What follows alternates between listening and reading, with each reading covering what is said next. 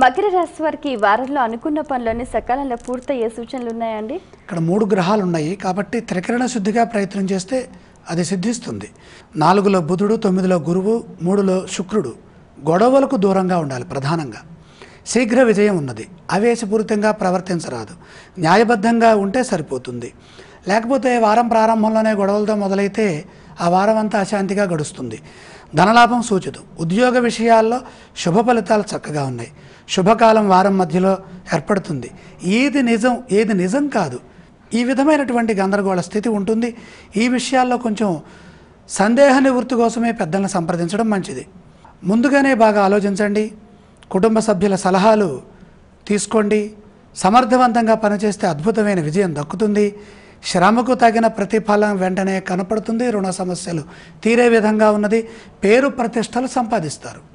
మకర రాశి వారు పఠించవలసిన స్తోత్రాలు ఇవ్వండి. గణపతి ఆరాధన చాలా మంచిదమ్మా. ఆలయ సందర్శన క్రమంలో ఏ దేవీ దేవతలను దర్శిస్తే మంచిదంటారు? గణపతి దర్శనం ఆలయంలో చేసినా ఇంట్లో చేసినా సమానమైన ఫలం ఉంటుంది. ఈ రాశి వారు చేయవలసిన దానాలు ఇవ్వండి. ఇక్కడ కేతు దోషం ఉన్నది. ఉలవలు దానం చేస్తే సరిపోతుంది.